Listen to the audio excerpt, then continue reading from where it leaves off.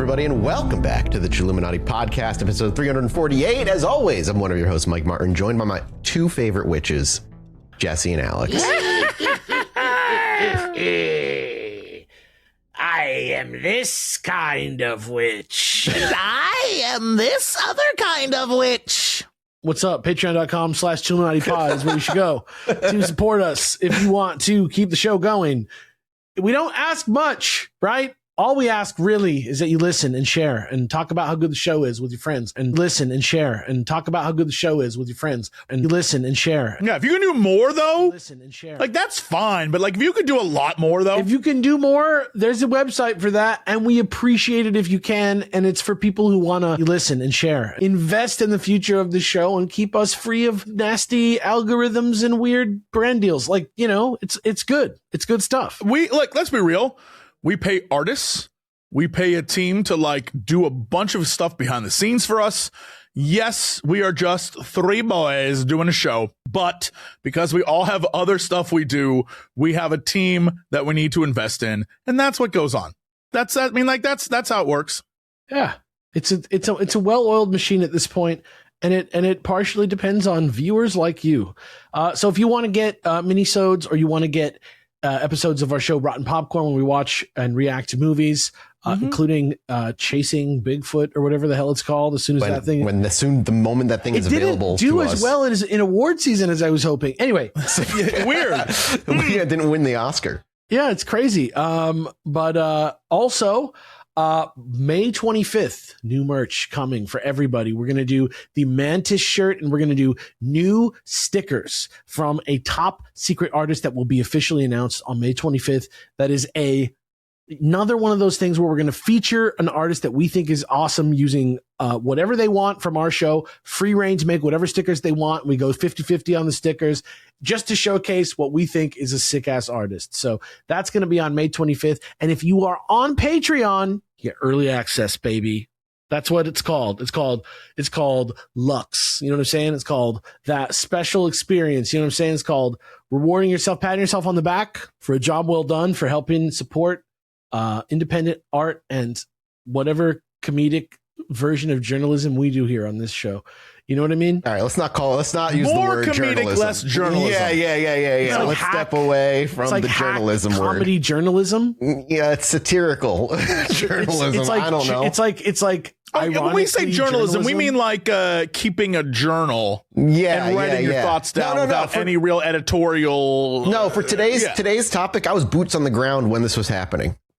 Oh, really? You're a first person. All right. Yeah. Okay. Yeah. You were there back in the day for this? I was there back in the day for all of this. Are you sure you weren't just in a bus crash and you died at the beginning? I can't guarantee any of that. Sure. Because we're talking about something that I have been working on for months at this point, and I realize that no matter how we approach this topic, I will do somebody a disservice. There is too much involved in the entirety of our next 3 episodes, the Salem Witch Trials. Then there's no way I could do that unless I'm doing like 12 episodes. There's nothing, I can't cover everything. So if it was me, I would just do 12 episodes. No, I refuse. So I did my best to kind of cull all this down to a 3 episode, kind of chunky episodes. And we're going to dive right into that. But at the very top, I just want to shout out the primary sources that I used for this episode: the book A Storm of Witchcraft, The Salem Trials, and the American Experience by Emerson and W. Baker, as well as a bunch of other documents available. A lot of primary, like right from the era documents for the Salem Witch Trials are available on an archive online. You can go find them. There's records of the Salem Witch Trials as well that I use, and a bunch of other just like historical research stuff, and your own lived memories. Yeah, after they covered him in stones, they accidentally buried him and entombed him for many years instead of crushing him. You know those little boys that are in paintings that like look like little adult men that have like that was Mathas. Yeah, that was me. I was in the little Puritan. That little boy blue, that famous. Yeah, that was Mathas. Like a little colonial boy witnessing the witch trials from just off to the side. Yeah. The Salem Witch Trials were the largest witch hunt in American history, and actually, it was also the last major witch hunt in the entire English-speaking world. Depends on who you ask in the White House. Well, that's another thing as we also will talk, though. it is crazy as I'm going through this and I'm reading and writing this, how much 1600s life and the reasons people did things are the fucking same. Like, it is all the same. It's happening now in its own unique way. And I think you'll see a lot of that mirrored in this. You're saying the Salem Witch Trials are happening in their own way right now? In a weird way. Wow. I don't believe it. But after the Salem Witch Trials, no person would ever again be executed for witchcraft in New England. It was the single most studied event in 17th century American history. Entire academic careers, I learned through this, are just devoted to this stuff. There's a Pulitzer Prize winning book about this thing. There are professors who spent their entire lives just trying to figure out how a town of 600 people in the middle of January had like this few year spree of just murdering innocent people. We spent like a month or two on this in my own like middle school experience or high school experience. I can't remember. I visited like, Salem. A huge chunk of one of the semesters was this. Yeah. Growing up in New England, particularly close to that area, every single year for a field trip, we were off into Salem and we would learn about it every year. What is the status of the movie Hocus Pocus in actual New England? Do they hate it? I mean, I love it. So okay, all right. I'm just, for somebody boots on the ground, I just want that boots on the ground opinion. You know what I mean? Like, I'm not trying to. Right. Well, I think New England sees it as a documentary. Oh wow. Okay. Yeah. It's pretty close to how it all went down. Honestly, so the thing is, like, after something that drove me crazy putting this together too is like after over hundreds of years of people like scholarship and studies and all this stuff, we still don't fully understand why this all happened. Like, there are myriad of motivations independently for different people, but what kicked this all, like what the underlying motivation is, we don't know. We have theories and we have a lot of really good ones, which we're going to talk about them more at the end of the series. But there isn't, I found, a single answer that satisfies everybody in this field. I think it's Satan. You know, I think that checks out. Yeah. I think it's the influence of Satan. Yeah. So we're going to jump into part one here of the Salem Witch Trials. This is going to be a 3-part series, like I said. And part one is going to cover the setup through it and the first formal accusations and Tituba's confession in early of March 1692. Did my girl Tituba wrong, dude? They did. We're going to talk about that at the top because actually, right at the very beginning of the script, I'm like, I want to clear out some bullshit because there's so much to cover. I can't give everything the attention it deserves. But because most of what people think they know about the Salem Witch Trials is either half wrong or just straight out of Arthur Miller's The Crucible, which is a freaking... That's how I think most people understand the Salem Witch Trials. It's a very good play. It's a good fictional play about a historical thing. It's good, but it's not true. But it made it created a ton of misinformation. Yeah. So the first thing I want to put up there is nobody was burned at the stake at Salem. No witches were burned alive. 19 people were hanged and 1 was crushed to death.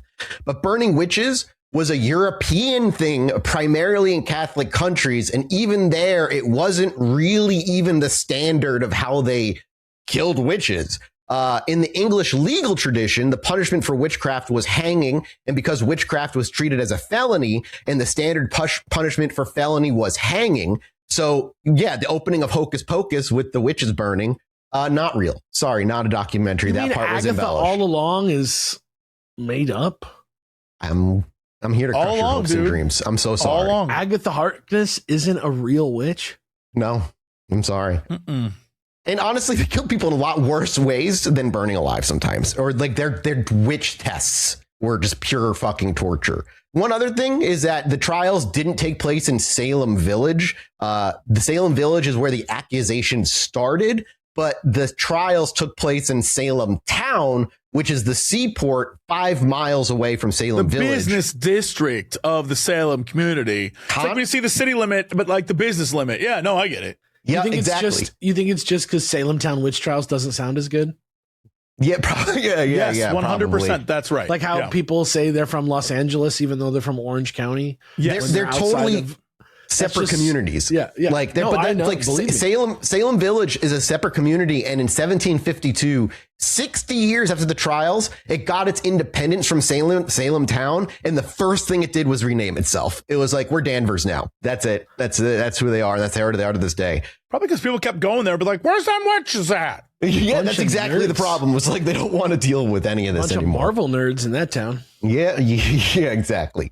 The next thing, Tituba was not African. This is one that people do, like, even to this day, don't realize. It is one of the most persistent myths about the trials, and honestly, clearing it up is necessary. She is described as quote unquote Indian. That means indigenous. The two leading theories place her either in the Caribbean or in South America. So she was not African. That comes from the play, The Crucible. That's why she's believed that way, because he put like a voodoo spin on her in the play, and so that's kind of what stuck. But she was most likely an indigenous person. The last thing I want to talk about is the people accused of witchcraft in Salem were not, generally speaking, accused as some part, and this is my initial misunderstanding, not part of some grand conspiracy to seize their land. Like, one of the things I thought kind of growing up was like, people accuse somebody of witches because they wanted this or that from them. Like there was some kind of political leverage to the whole situation. Yeah, exactly. I thought, like, and there is to a degree, as we'll see, but like, it wasn't to the degree, at least I thought it was, and I thought other people may have believed. We're going to get into. It always felt kind of slam booky to me. Is that right? Like an internet, like an early live journal internet rumor vibe is what it feels like. You'll see. It's more like there's like elements of like Game of Thrones style political maneuvering involved in some of this stuff. Interesting. Specifically with a particular individual, which we'll get to here as we're about to begin. We will get into the economic and political dynamics a bit later on because it's needed a bit. But the notion that Salem was basically a real estate like shouting match to like take their land from each other over like and killing them to do it basically is not really fucking true. Wow. That's so crazy. Like, already I'm like operating on a completely different mindset than I was. I mean, not 100%, but yeah, a lot of things I thought are different. This series, more than any other series I've done, felt like a school project, and not in a bad way, but it was pure history. There was no weirdness. Yeah, exactly. It's pure history. So it's fascinating history. No like magic missiles or. No magic missiles, no witches chanting and stealing youth from others. That's more sorcerers' powers than it is wizards. Okay, dude. Okay. Sorry, dude. I'm going to get corrected on that, and I don't care. I still think it's funny. Honestly, I'd say Salem Witch Trials are closer to true crime than they are anything mystical or magical. I mean, they definitely happened, like, right? Yeah, but like the reasons and all that. Yeah, the crimes were like just people being fucked up, pretty much, like. For the most part, just like every fucked up thing we do on this show. Yeah. The show should be called Chilluminati, the Fucked Up Chronicles. Agreed. People that are fucked up, got fucked up, or that were fucked up. It's perfect description for what we are. Things that are fucked up. Things that are fucked up. Well, do you remember what your original pitch for this show's name was? No. You pitched it as Weird Shit Podcast. Weird Shit Podcast is a genius name. Whoever thought it was taken. That was the reason we didn't actually have it. That's hilarious, by the way. Shout outs to Weird Shit Podcast. It was taken.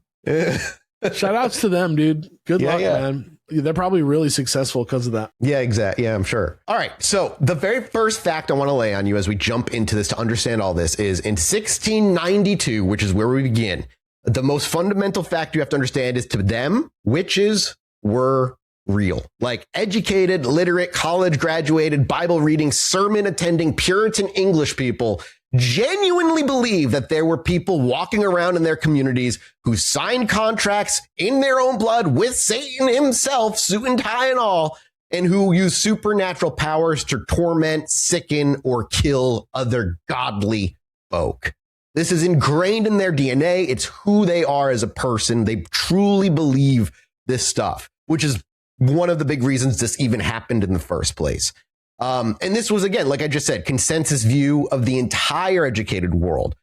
Witchcraft was a felony under English law. It had been a felony in Massachusetts since 1641.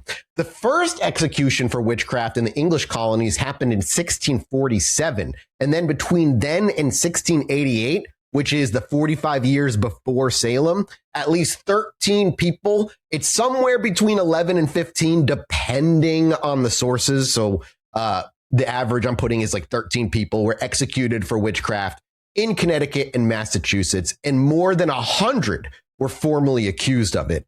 And to put even Salem in perspective, by European standards, what happened in Massachusetts in 1692 was not an especially large witch panic. Across Europe, between 1400 and 1775, some historians call it the Great Age of Witch Hunts. Somewhere to the order of 100,000 people were tried for witchcraft, and out of them, 50% of them got killed for it. 50,000 people were fucking slaughtered. Half of the people were killed. Half. 50% of these people were fucking killed off. Accuse anybody of being a witch that you want, and You had a odds 50-50. are, they might just die. They might literally just be killed for it. There was a single 10-year stretch in Cologne, Germany between 1626 and 1635 where roughly 2,000 people were burned. In Hungary, between 1710 and 1750, about 800 people were executed for witchcraft. So when we're talking Salem, which was 20 dead, 156 formally accused, and around 170 accusations all told, counting informal ones that we have paperwork of, we're talking like it's small. And maybe Arthur Miller does have a little bit more to do with the reason this is popular than we'd like to admit. Yeah, I think he is. How all this works, man. Like I always look at Belle Starr. We've used her as an example multiple times. The real life of Belle Starr versus the tabloid of life of Belle Starr, which is what most people believe to be true, is not really close to like the reality of it. It's like Luke, I am your father, basically, at this point. People Yeah. just kind of take what they want to take and make it that. Yeah, I agreed. But I think there's another part of it too, though, because this was the largest witch hunt in American history, and American history is short as it is, and was even shorter back then. Like, it sits in our collective conscious because it was around at the birth of our nation, right? And it was a big deal for a small colony back then. But just in the grand history of witch hunts, like around the world, Salem is a nothing. It's just nothing. What makes it more interesting is that it was happening at a time where witch hunts were basically done happening around the rest of the world. Isn't it wild that like Jesse's like mass hysteria episode, like low key, was kind of a prequel to this episode? I was literally thinking about that. Really? Yeah. That's funny. Hey, you're wrong. Not right. You're not wrong, though. You're not right. Yeah, I'm not right. Yeah. You're not right. I'm blaming you for being a witch. So if you were a Puritan in Massachusetts Bay at this time, the winter of 1691 going into 1692, let me paint you a picture of what your miserable fucking life looked like back then. You'd been at war at this point for 4 years already, and it was not a war. You were really on the winning side. In 1688, fighting had broken out on the northern frontier. Words are hard. Between English settlers and the Wabanaki, the indigenous peoples of what is now Maine, and their French allies in Quebec. The conflict was called King William's War and had been a disaster for the Massachusetts settlers right from the fucking get-go. Frontier towns were burned, people killed, people had been taken captive and then marched to Quebec. Refugees had been streaming south into Essex County for years. And in 1690, an attempted English military expedition against Quebec, financed by Massachusetts itself on the assumption that the spoils of victory would pay for it, had fucking bombed catastrophically. Who signed off on that, dude? What a raw That deal. dude from the Pocahontas movie. Yeah. Dog do it.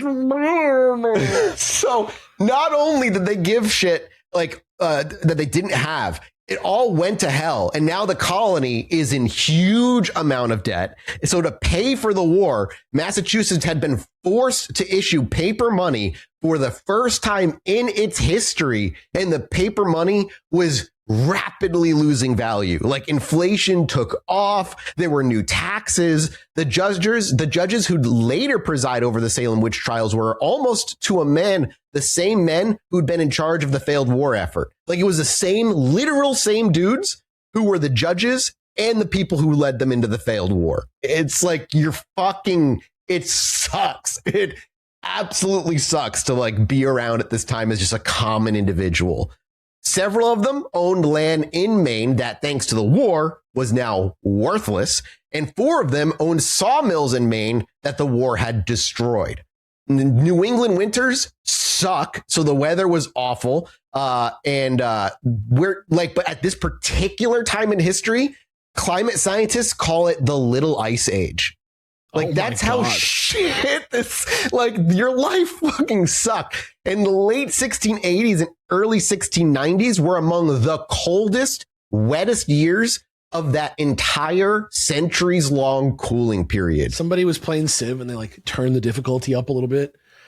It's like just like fucking some like little like yeah, the sim, they were messing with the sims and they're like, oh, they're gonna all die. We can't just keep doing this. We need to keep, I don't want the game to be done. Level weather. Yeah, it's crazy. So obviously, other than it being like miserable to live in, like in the cold, crops were failing, and the harvest of 1691 had been particularly bad. Food prices were rising even as wages, wait for it, stagnated.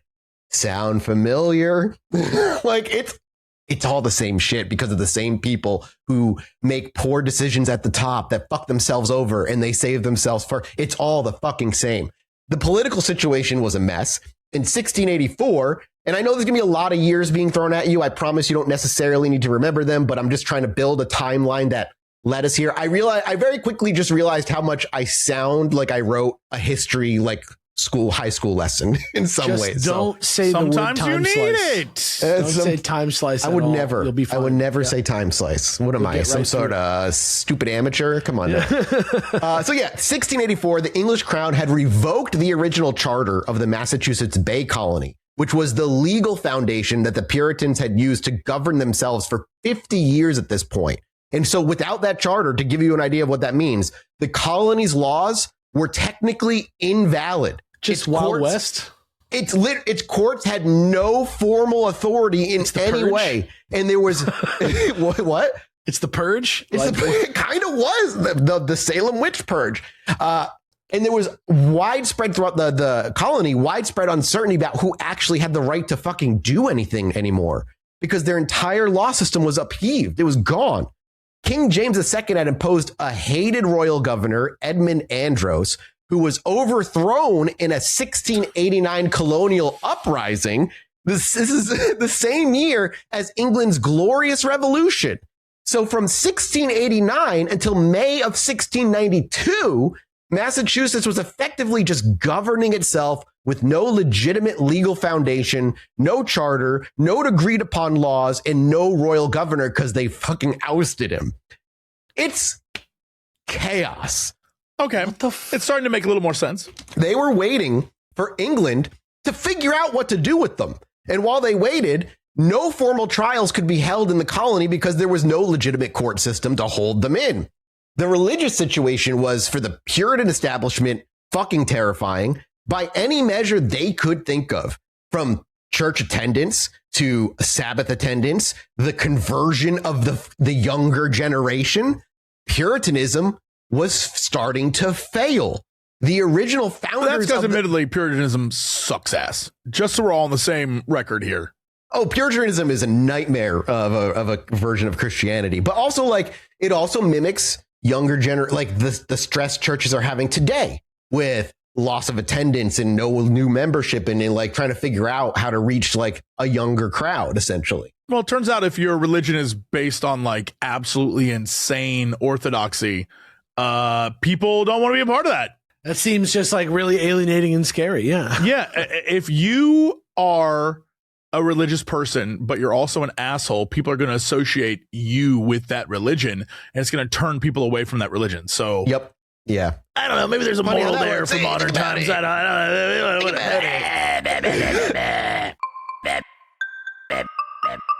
know. So by the time we're here in 1692, we're about 60 years after they arrived, right? The original founders of the colony had come over in the 1630s, like just vision of building. In John Winthrop's famous phrase, a city upon a hill, a purified Christian community that would be a beacon to the entire world. And by the 1690s, literally just 2 generations later, the vision was visibly collapsing in front of their eyes. The grandchildren of the founders weren't joining the church the way their grandparents had. They were drinking in taverns. They were dressing in fancy clothes. They were doing business with the Quakers. What? I know, fucking Quakers and their oats. Disgusting. No!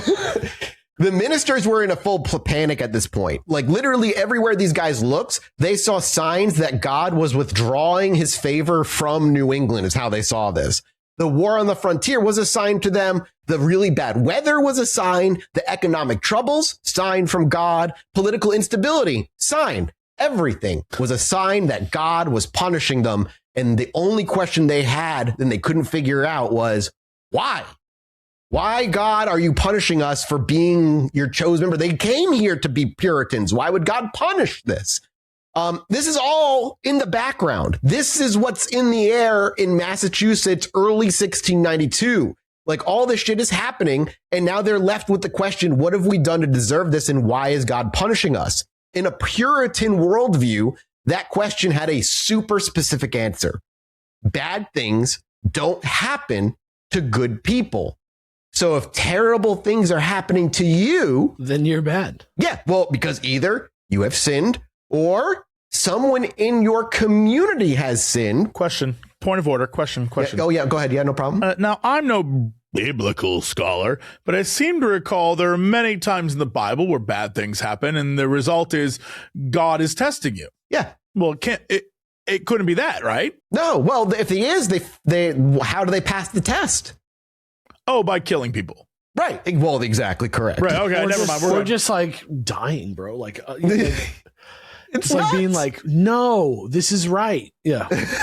So if terrible things are happening to you, it's either because you sinned, someone in your community has sinned, or the most dangerous one of all, Satan has come for you. Ooh. Like he's just here and he's fucking you up by his choice. Satan has been allowed by God for some specific testing or punishing reason to operate in your community as a whole.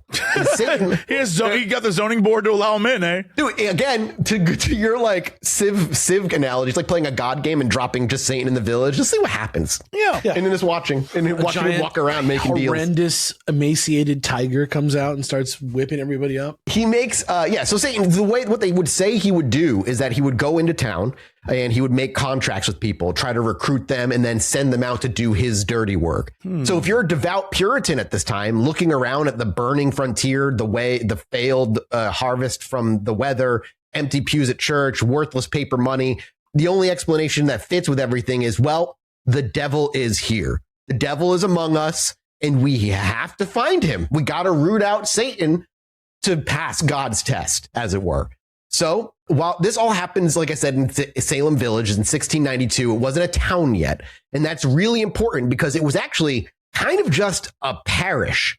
It was a chunk of farmland, like on the inland side of the larger Salem, which was over by the bay. And the original settlement of Salem dates back into 1626, when about 20-ish families landed at a place the Pawtucket Indians called Namkeag, which means fishing place. I grew up in the town of Pawtucket, Rhode Island, named after people we slaughtered. Isn't that nice?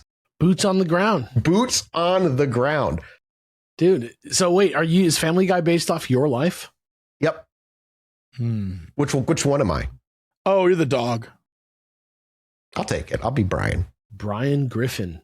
That's me. Mathas as Brian Griffin. There we go. So the Pawtucket, unfortunately, had been wiped out by European disease and a great plague that started in 1616. So when the English arrived, they were moving into a landscape that was already filled, kind of a haunting imagery of empty indigenous villages and abandoned cornfields, because disease had quietly wiped them out over the past few decades. It feels like humanity needed therapy to stop just making themselves like just utterly miserable at any point. It's crazy. It's like when I was putting this part together, I'm just like, what life is like back then. I'm like, this is all nightmare. It's all a nightmare. No matter what side you're on, it's like a fucking nightmare. Nothing is good. Everything is bad.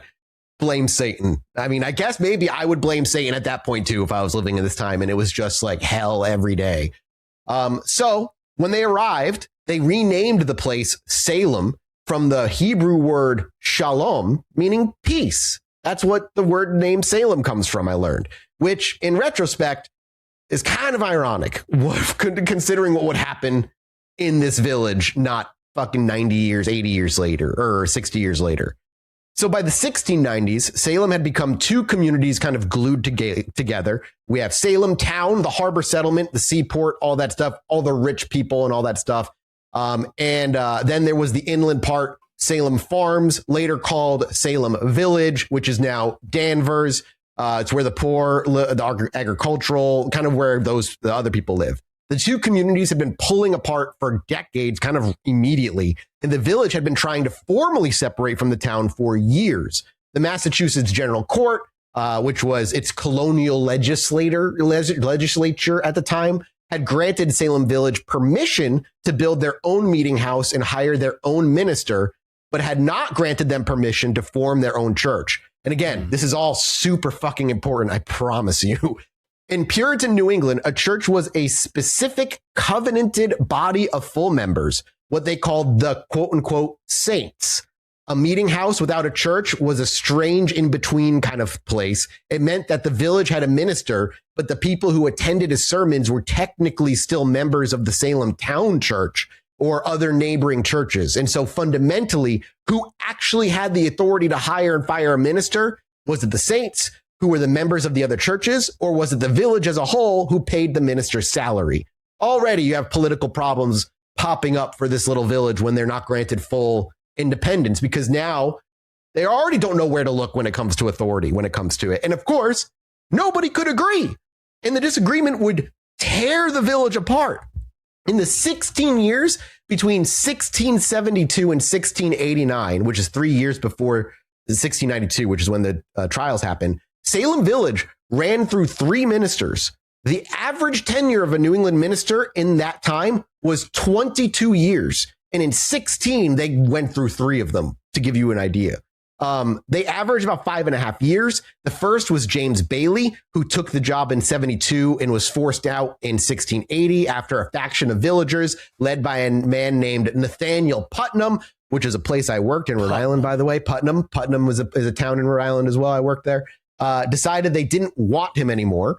Bailey moved to Connecticut, where he served for 9 years, then quit the ministry entirely and became a doctor. Classic, shift back at that time. A man of science out of a man of faith. Yep. The second was George Burroughs. And because Burroughs, he remember that name, he's going to come back into this story in a very specific and horrible way later. Burroughs took the job in 1680 and lasted less than 3 years. The village committee stopped paying him in the spring of 1683, and he left to take up his old ministry in Falmouth, Maine. The third was Deodat Lawson, hired in February. Deodat, D-E-O-D-A-T. Love that. He was hired in February 1684, and he lasted about 4 years and left in 1688 after his own attempt to be fully ordained got blocked by another wave of village factional opposition. It would take him 6 years to find another posting after that place.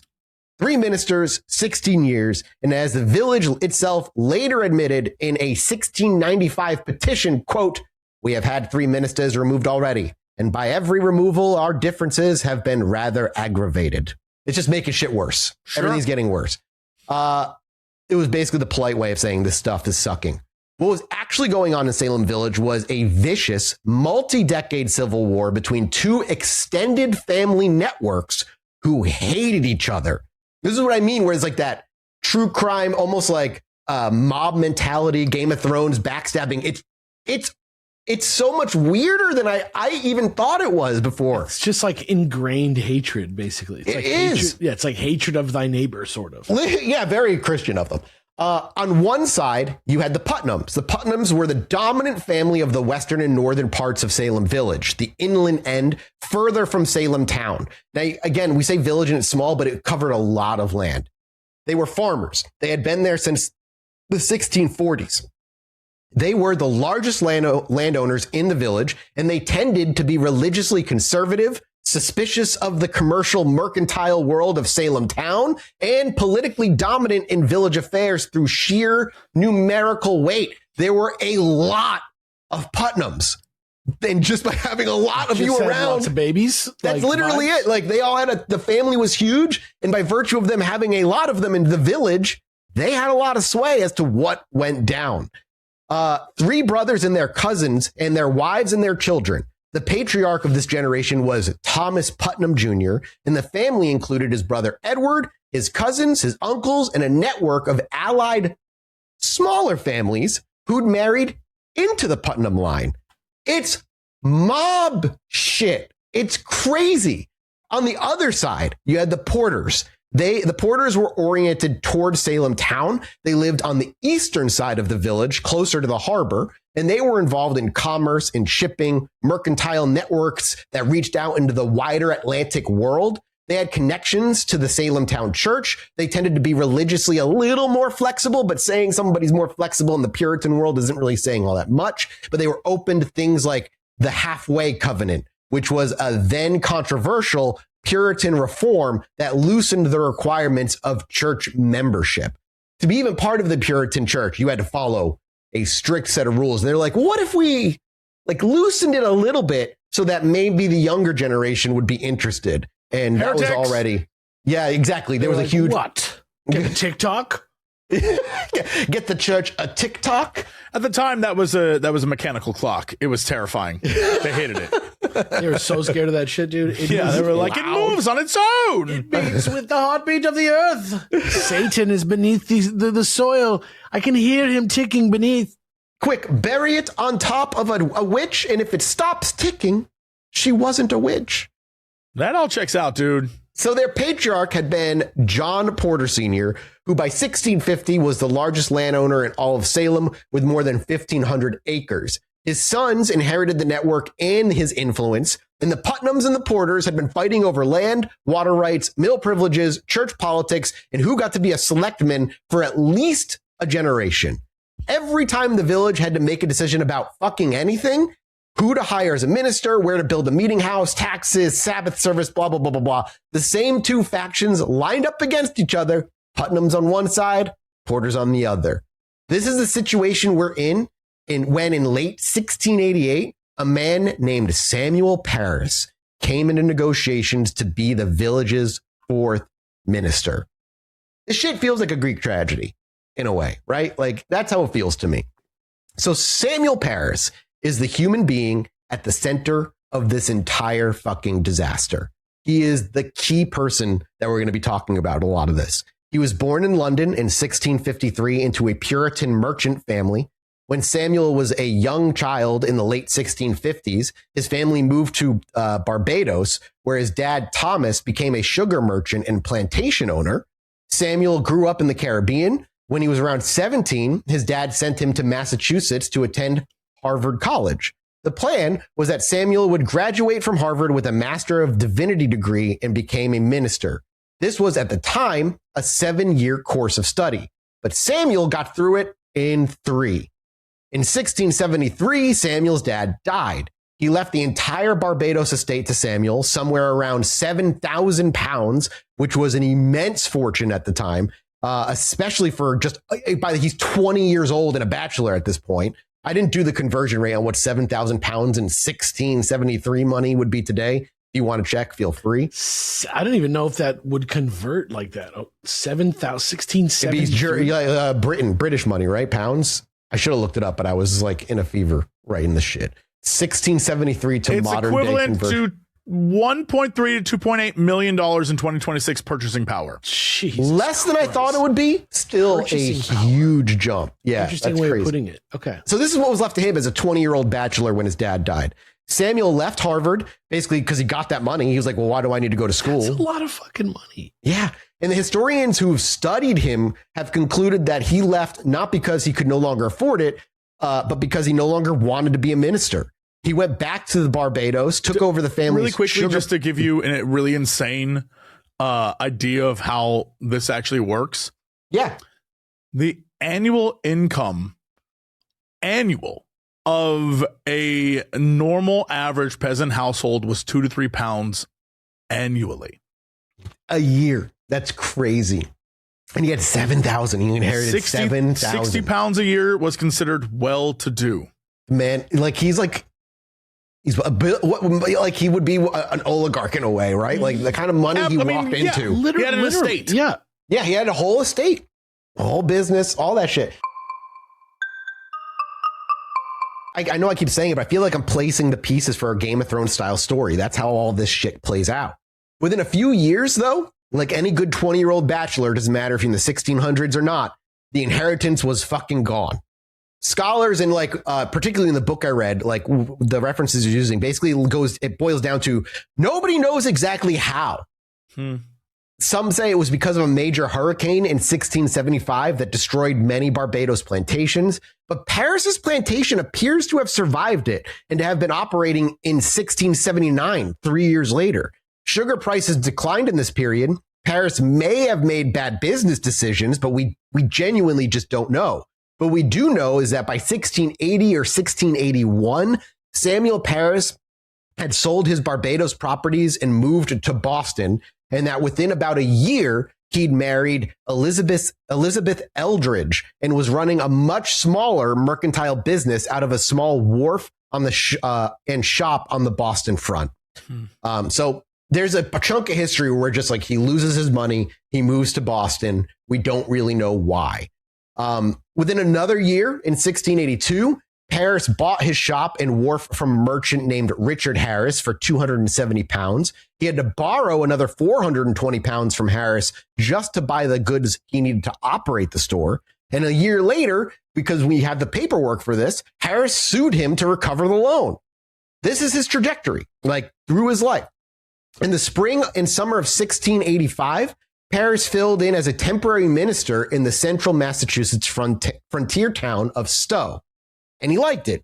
He decided maybe the ministry was the right path for him after all, and that he made a mistake. So he went looking for a permanent appointment. But the problem was, by this point, he was now in his mid-30s. He'd never finished his Harvard degree, and he had a track record of business failure. So obviously, he's not going to find himself in a seat of power as a man who has failed businesses over the future of others and families, right? That wouldn't happen.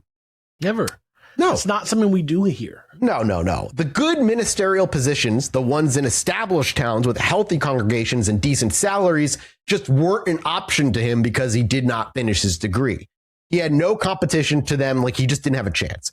What Paris did have a chance at was Salem Village, because Salem Village in late 1688 was so notoriously dysfunctional that no respectable minister with a Harvard degree actually wanted the job anymore.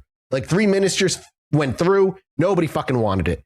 The salary was low. The factional infighting was constant. The reputation was so bad that the position had been open for months. And Paris was, as far as we can tell, the only candidate that actually went for it. So real good so far. So he started negotiating with the village committee in November of 1688. He gave a sample sermon on November 25th. The congregation voted to offer him the position. And on December 10th, they made a formal offer. And he didn't take it right away. He sat on it. He told the committee that he would consider the offer and that they would hear from him, quote, in good time. And then it's a baller move, though. I like that. It is. It makes it seem like he's more get competitive. Back to you when I feel like there's so many looking for my service. Exactly. And then he didn't get back to them. He just waited. He let the village sit on it and stew. He literally waited for them to come back to him with a better offer. So like he read that village like a book. He knew exactly like how to play them, and he was right. Eventually, the village invited him back, and he laid out a long list of demands. He wanted a salary of, and Jesse, this goes to what you just looked up. He wanted a salary of £60 a year, which was well-to-do. Well-to-do, yeah. Exactly. He wanted a third of it paid in hard currency rather than in provisions because hard currency was scarce in the colony and worth more than its face value. He wanted protection against inflation, which meant if prices rose on goods he was being given, he wanted to be made whole. Like he wanted the price that he pay the price that he always paid. He wanted free firewood. He wanted any donations from people outside the formal congregation to be considered free firewood. What a wild firewood idea, considering at the time, my assumption is people would just go chop it down. But I guess dudes are doing it and then selling it. All right, yeah. Yep, yeah. You probably don't have time, like you got to he's writing sermons. Not get sick or whatever. Yeah, exactly. And like I said, he wanted any donations from people outside the formal congregation to be considered a bonus on top of his salary, not a part of it. Yeah, that's fair. The village ironed out a contract that met most of his demands, and Paris began preaching in July of 1689. Negotiations took 8 months, almost a full year of negotiations with him. So wait, but he didn't live there at the time, right? Right. So it's probably back and forth via letter, so that takes time. Yeah. Oh, yeah. It was long back and forth. And then, like, what should have been the end of it wasn't the end of it, because in October of 1689, 4 months after Paris started preaching, a small group of villagers held a meeting and voted at Paris's encouragement to deed the parsonage and the surrounding 2 acres of land to Paris personally. There, it's all yours. He just walked in and owned this town. The parsonage was the village's main asset at this town, too. It was the house that the minister lived in while he held the position. It belonged in any normal arrangement to the community. Paris was now going to own it outright. Even if he was no longer the minister, he would own the land. Again, a leader coming in and making something his that was once not his and was the community's. This was almost unheard of. Ministers were never given parsonages. They were housed in them, and that's it. That's kind of how it works for priests in the Catholic Church as well. It's like they're stationed and they live in the house that's usually attached to the church. It's not theirs that they own. The parsonage stayed with the position so that the next minister could move in. By giving Paris it, obviously the village was effectively converting a community asset into private property. And it still got worse. In 1689, in the 1689 vote that gave Paris the parsonage, actually overturned and fucking crazy. I'm so sorry. This is just like not at all the setting that I understood it to be at this time. I am glad to shatter every thought you had about it. So in that vote that gave him the parsonage, actually it overturned an earlier vote from 1682 that had specifically made it illegal to give or sell the parsonage to anyone. So not only was it a vote to give it to him, it was a vote to overturn a law that they've had voted on less than 10 years prior to that. The list of villagers who attended the October 1689 meeting did not survive history. We don't know who attended, but the men who were appointed to actually carry out the property transfer were all members of the Putnam family, or members of Putnam family political allies at the time. So we know it was likely the Putnams that were there in overriding most of these votes.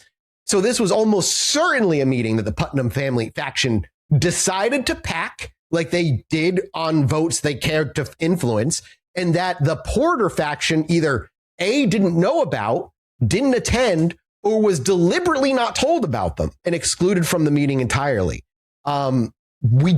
Unfortunately, we fucking don't know, and we never will. The decision to hand the parsonage to Paris, though, is clearly a Putnam one.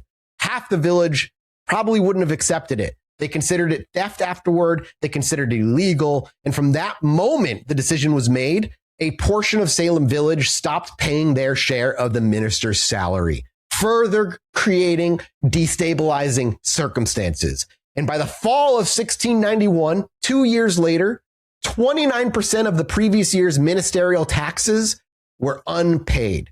I have a little quote here for Jesse to read, just to give you an idea of like what this is, or what's happening here.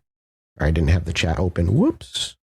The first substantive act of Reverend Samuel Parris's tenure as minister of Salem Village was to win, through procedural maneuver, ownership of property the community had explicitly resolved 7 years earlier could never be alienated. The first substantive act of the Salem Village Committee in response was to refuse to pay him. That comes from Storm of Witchcraft. Thank you, Baker, for that. They'll have to, it was like, fine, fuck you. We're not paying Just you. a tornado of pettiness. Yeah. Immediate and prolonged. By the fall of 1691, Paris was in a very specific kind of hell of his own making. His parsonage was his, but he had no firewood because the villagers were refusing to deliver any. He had a salary contract, but the village committee was refusing to collect it. The committee that had been elected in October of 1691, Joseph Porter, Joseph Hutchinson, Daniel Andrew, and Joseph Putnam, 3 Josephs is fucking amazing, by the way, and Francis Nurse were all opposed to him. They voted not to collect his salary at all. They were trying, without quite saying it, to starve him out of the parsonage. They were trying to just make him leave. And it's from this point, his sermons started to get a little weird. Reverend Samuel Parris had a habit of writing his sermons down in his personal record book, which is why we have them. We have most of them. And the sermons he gave in the fall and winter of 1691 are, in retrospect, fucking weird. Throughout the fall of 1691, Parris was preaching about war, and not like the war on the frontier that they had all lost that I was talking about earlier, although that was a recurring theme too, but a spiritual war is what he was talking about. A war between Christ and Satan. A war between the saved and the damned. Hold on. Whoa. Are you saying that this individual who was under personal attack decided to use religion in some sort of way to deflect that personal attack? That seems like that's crazy. Can I go back to asking a question about your Bible? Was that the one you took into court? Yeah, the very one. What were the relevant passages for you? All right. Thank you for asking me. I can't actually find the verse that I had that day. Wouldn't that be crazy if somehow Piers Morgan was able to take a moral high ground over you? That'd be crazy. All it took was a elementary level question for you to hold that high ground.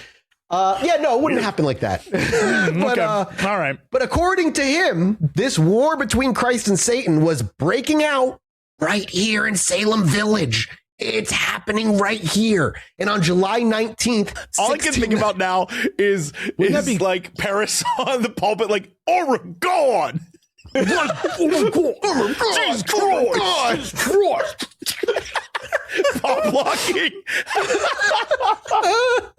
That's all I can think about. I'm totally ruined to this. Nope, you've just made it better. So on July 19th, 1691, he preached that, quote, Christ Jesus hath purchased victory and conquest for believers. Christ puts believers into a much like Jesus.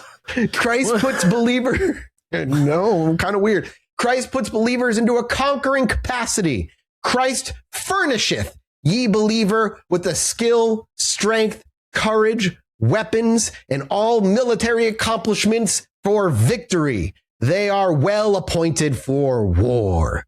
Cool. No, that make you, yeah, God and bullets. It is the complete antithesis of Jesus' teachings, but man, hopefully that kind of Christianity will never catch on. Yeah, exactly. You think these people know Christ's teachings? I wonder about that in 2026, dude. Yeah, no shit.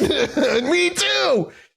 On October 11th, he preached that Christ, quote, ascended in triumph like a conquering Roman with his enemies. Doesn't sound like Jesus that much. Are you sure? I don't know. Jesus was all about conquering. Like, he loved conquering Romans. In the Bible, you're like, Jesus and the Romans? No, those they were tight, dude. They were tight. I'm pretty sure there's a story in the Bible about Jesus having a giant Roman fuck circle with all the soldiers. I forgot about that. Remember, that's what they do, right? Roman soldiers. That's in the Bible. Yeah. It's right after he turned 18. Let me shut up. I forgot about that. There's my mistake. I didn't read that part. That's sad. That's the I part that I skipped don't ahead want. to Revelations. I was like, this is boring. I'm going to the end. Revelations comes after that. I got to happens. see how That's it when the ends. Yeah, I revelations got to see happen. what the ending is. He has to get that post Christ clarity. Yeah. So talking about he ascended in triumph like a conquering Roman, and his enemies, death, hell, the law, and the devil following him on foot as captives. Well, of course. Like he was like chained captives of all the evil people he's taking with him. By late November, with his salary cut off, his firewood gone, and a hostile village committee actively trying to now remove him, Paris's sermons reached a new fever pitch. And on November 22nd, 1691, he simply opened with a passage from Psalm 110. And this is a simple one line. I'll have you, Alex, go ahead and read this. Psalm 110. The Lord said unto my Lord, sit thou at my right hand until I make thine enemies thy footstool. Drink thy energy drinks and polish thy automatic weapons, for Christ is about to go bonanza crazy on these motherfuckers. That's all right. Armor of God. Yeah. Armor of God. Armor of God, motherfucker. So basically, he's building these people into a fever pitch. He's telling them the war is breaking out between Christ and Satan right here, and he's slowly upping his sermons to be more and more kind of intense. How dare. I know. How dare him. And he was saying that God was going to crush all the enemies in this village, the enemies of God, and that the war was coming. 9 days later, on December 1st, 1691, the village committee called a meeting to officially question the legality of Paris's contract and the irregular deeding of the parsonage. They were planning essentially to try and maneuver him out of his position with his house. We don't know if the meeting actually took place, though. We have records of them wanting to do the meeting. We don't know if we don't have records of the meeting happening. Paris recorded nothing in the village record book that day, and he didn't write down any of his sermons for all of December. But a deposition made by 3 of his opponents 5 years later describes a contentious confrontation with Paris, and he was forced to defend his original 1689 contract and exploded in fury at them, calling the men who were challenging him knaves and cheaters. Yeah, again. Seems like a stable individual. But that's that's what I love. We have so much paperwork, and some of it isn't from years later too, and it fills in puzzle pieces that we didn't have. And again, I am not one of the academics who put the research together. I just read the research and telling you about it. 6 weeks after that, sometime in mid-January of 1692, Paris's 9-year-old daughter, Betty, and her 11-year-old cousin, Abigail Williams, started behaving strangely. And this is where I think most people know the Salem Witch Trials is like starting for real. Like the young girls who are like twitching and stuff. It's the mid of January 1692 at this point. And inside the house, Reverend Samuel Paris, who is age 38 at this point, his wife Elizabeth, who is in poor health and will be dead within 4 years, their 3 children, Thomas, age 10, Betty, age 9, and Susanna, age 4, and then Abigail Williams, age 11, who is Reverend Paris's niece and lives with the family. But the historical record is unclear about exactly why she lives with them. There's theories that she may have been an orphan working as a kind of unpaid domestic helper around the house. And then there are 2 enslaved people. Tituba, an indigenous woman of unknown, but as I said earlier, probably Caribbean or South American origin, and her husband, John Indian, whose origin is also unclear. Tituba and John live somewhere in the house. It was probably a lean-to of some kind in the back of the property. And they've been with the family since at least 1680. So 12 years at this point. When Paris brought them from the Barbados is where he pulled them from. He took them from the sugar plantation that he had on Barbados and took them back here. The house at this time, there's no interior heating, mind you. The firewood that was supposed to be supplied by the village hasn't been delivered in God knows how long. So middle of January, no fire. Paris's enemies in the village have been refusing to provide it for months as part of their effort to starve him out of the position. And some of the firewood the family has is wood that other parishioners, Paris loyalists specifically, have been donating directly, but it's nowhere near enough that they need to keep warm. The man at the head of this household has been preaching for months about this coming war, devil rising up and all that stuff, about sinners. And then all this stuff is happening with the villagers. It was unbearable at this time. Just to give you the temperament in the household is what I'm getting at, was very, very, very, very fucking tense. And I can't imagine what it would be like for a 9-year-old girl and an 11-year-old girl to be living in this house in 1691.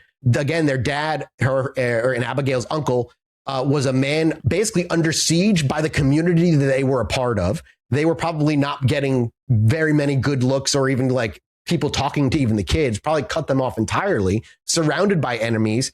The adults are becoming increasingly frantic, increasingly furious, preaching every Sunday about the imminence of Satan. And that's when sometime in mid-January, Betty Paris started to twitch.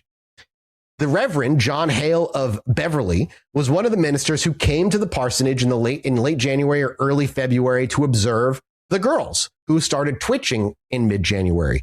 He kept notes.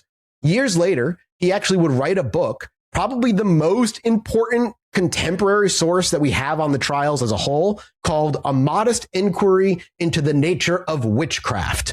It was published in 1702, 10 years after the trials, after Hale himself had become deeply skeptical of what he had been a part of. Here's what Hale wrote about what he saw at the parsonage. Alex, you can read this one as well, since you only had a one-liner last time. These children were bitten and pinched by invisible agents. Their arms, necks, and backs turned this way and that way and returned back again, so as it was impossible for them to do of themselves, and beyond the power of any epileptic fits or natural disease to effect. Sometimes they were taken dumb, their mouths stopped, their throats choked, their limbs racked and tormented, so as might move a heart of stone to sympathize with them, with bowels of compassion for them. Bowels and bowels of compassion. Overflowing bowels of liquid compassion. It was old just English. for It them. probably meant something else. They also suffered by pins, invisibly stuck into their flesh and pricking with irons. Now, Reverend Paris was at first hesitant to call it witchcraft. He later wrote that it was, quote, several weeks before such hellish operations as witchcraft was suspected. And this is important because the official Puritan position was that you didn't accuse someone of witchcraft lightly. You ruled out everything else first. Witchcraft was not something you jumped to. You consulted physicians, you prayed, you looked for natural causes, the best you could at that time anyway, and you looked for evidence that the symptoms were maybe of the mind or physical or some unknown disease. Paris brought in a local doctor, a man named William Griggs. He brought in neighboring ministers, Hale from Beverly and others. He prayed, he fasted, he held days of fasting and prayer at his house with other ministers. It must have been like a mortifying scene, I imagine, with like all this shit going on. A minister who's like his whole, like what he's basically kind of quietly admitting to here to the community is that his own household might be being invaded by Satan himself.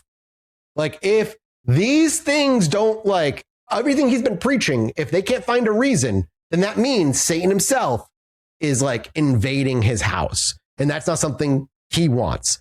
By the middle of February, after weeks of this, Reverend Paris was strongly suspecting that his daughter and niece were bewitched. The Dr. William Griggs agreed. He delivered the diagnosis that would eventually be quoted by fucking every history book, every history of the trials. The children were, quote, under an evil hand. And modern medicine has a name but modern medicine rather has a name for what was probably happening to those girls, which we're going to talk about here. But under an evil hand, as the doctor's prognosis sucks. Like it's just like such an old timey ass diagnosis. Evil in a medical diagnosis is like so funny. Like Yeah. Completely like I'm like, well, you're not real. You're not a doctor. yeah. Well, must be a touch of the evil. Nothing can do. It's probably because the pancreas is broken bad. But what was happening to the both of them in January and February has a name. Modern psychiatry calls it conversion disorder, sometimes called functional neurological disorder. And when it spreads through a community, Jesse, sound familiar? It's called mass psychogenic illness. It doesn't check out. When you were talking about how like, oh, this reminds me of the Dancing Plagues, I'm like, yeah, it's prequel, bro. Yeah, maybe the very same thing. It is like conversion disorder was first identified by Sigmund Freud, who suggested that a person's psychological anxieties could be, his term, quote, converted into physical symptoms, hence the name.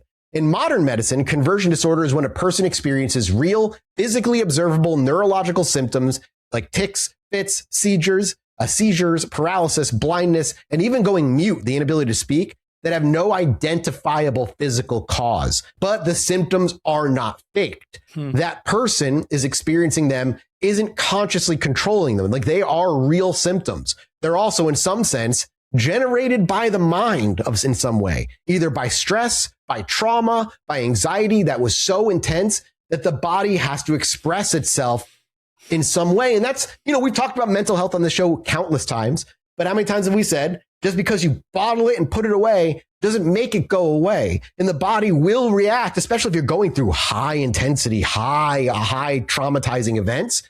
Shit is going to come out one way or another. And these young girls, 9 and 11, are living in a house that is hated by the only community they know, are being isolated, are living in freezing temperatures. Pretty much the setup of The Witch, the movie. Straight yes. up. Wow, I love that movie. I've seen that movie, and I love that movie so much. That movie opens with the family like being banished to the outskirts of their town because in the winter because they're like religiously being prosecuted.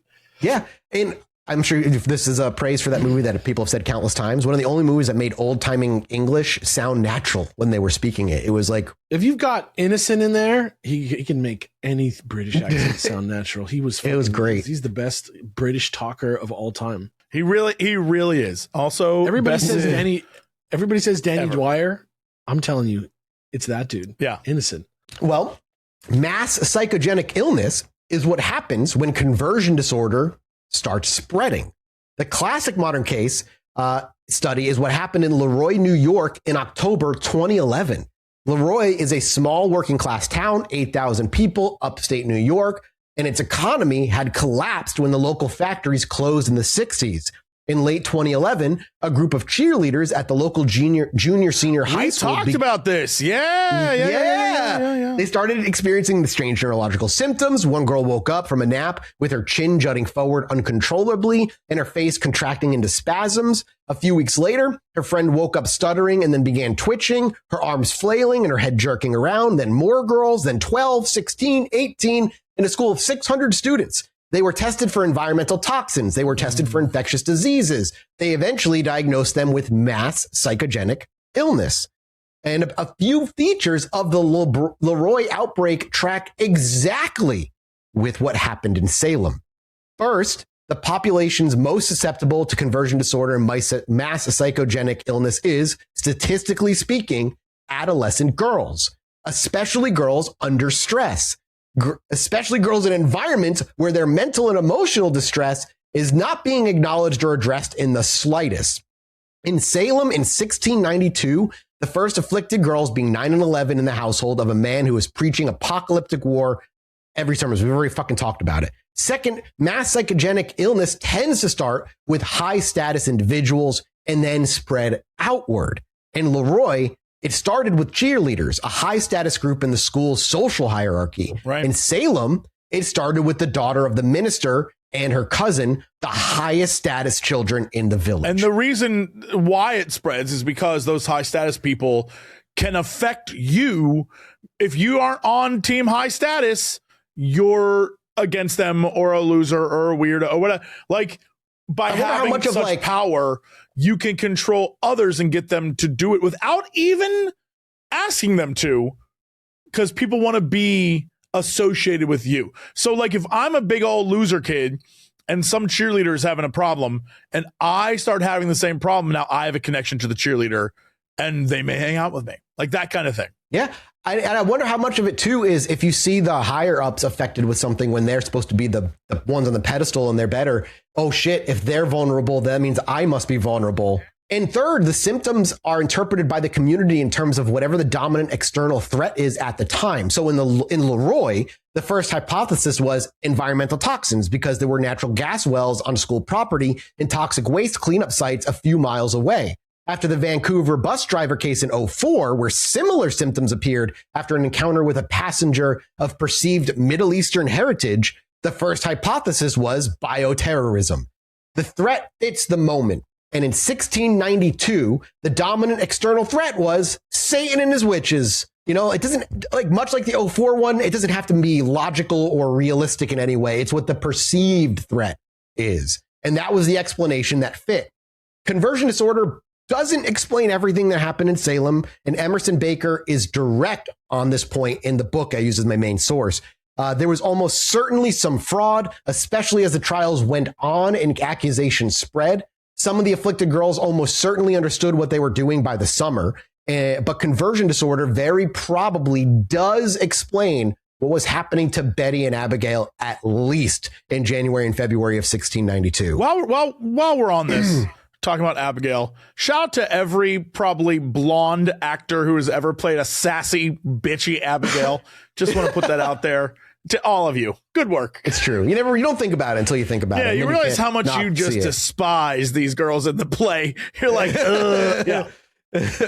And it explains why the symptoms got worse rather than better, too, because in Leroy, when the diagnosis was made and treatment was given, the symptoms gradually subsided. In Salem, no one ever got the diagnosis. The community's interpretation of what was happening to the girls, whether the devil just had attacked them, which just makes it worse for the girls. Like, it didn't make it any better. That is so nuts, actually, though. Yeah, like, it is. It's such a little bit of extra knowledge, like for the average person, like, but it matters. You don't learn that much about like psychology when you're the average person, but just knowing it's not like a demon and that it's coming from inside your brain and stuff. It's so crazy. And I if you're listening to like it's too much, I apologize. Part of my my fucking autistic ass brain is like, I want to over explain everything. So I want to give you, but this, like, all these little layers build such a picture that make you go, oh, of course this shit happened. It's interesting. But my God, it shouldn't have happened. Like, because it's worse than you thought. What were you saying, Alex? Sorry, I cut you off. I'm just saying that it is interesting. It is not like over explained. Like, there's a lot to say and it's really complicated. And it's a totally different angle to look at this fucking thing. So, you know, how many times have you seen this? Like, I'm sure everybody in America at least has talked about this in school. So it's interesting to talk about it like this. My understanding of it was like, obviously they weren't witches, but they were doing it for land or like human reasons. I'll accuse them of a witch and I'll get his wife or I'll get whatever. Like that kind I think of most thing. people understand the play version is these girls just don't want to get in trouble. So they make up a lie in order to not get in trouble. When in reality, they were likely actually suffering. And being told the devil's attacking them made their anxiety fucking worse. So scary if you believe in the devil. Right. And so it spread. And if you're 9 years old and you're sick and you're convulsing and the most powerful adults in your community look at you and tell you in absolute terms that the devil himself is doing this to you, what does that do to a child's mind? Like, how traumatized is this going to make? Is this making them without them realizing it? It doesn't help. Can't possibly fucking help. It can only make shit worse. And by the third week of February, the Paris household was now under siege. Betty and Abigail were just getting worse. Reverend Paris had brought in ministers from other towns now to observe and pray over the girls. Days of fasting had been held, but the girls' symptoms hadn't improved. On Thursday, February 25th, 1692, Reverend Paris and his wife Elizabeth left the parsonage to attend a Thursday lecture in a neighboring village. A Thursday lecture was a midweek religious service that rotated from one town to the next, which was like kind of additional preaching event that ministers attended to support each other, kind of like a minister support group through God. Cool. While the Parises were away from the house, a neighbor named Mary Sibley came to the parsonage, and she had a suggestion. Mary Sibley was a member of the Salem Village congregation. She wasn't a witch or a sorceress or whatever, not anyone with a reputation for occult dabbling. She was a regular Puritan villager who, like a lot of her neighbors, had a working knowledge of folk magic, which we talked about on the show during the folk magic thing. And I said it before, but you have to understand at this time, folk magic wasn't seen as evil. It was just part of your everyday thing. And even as they were growing away from it, the generation still knew some folk magic. They knew a folk magic. It was just part of their culture. And they would mix folk magic and Christianity kind of all the time in the early days. So this is not bizarre for them to have a working knowledge of it. And what she was coming with was a kind of counter magical home remedy that English communities had been using for centuries to detect and ward off witches. The remedies were technically forbidden by the Puritan ministers, but they were widely practiced anyway. And things like nailing horseshoes over your doorway or boiling a witch bottle full of pins and urine to torment the witch and force her to reveal herself. Or in the case of Mary Sibley's suggestion, baking a witch cake. Now, I was passingly familiar with the witch cake. I couldn't remember the details. Do you boys know the witch? No, I have no clue. Is it like a New England thing? I think we talked about it briefly in the American folk magic episode. Mary Sibley instructed the two enslaved people, Tituba and John Indian, to make a witch cake.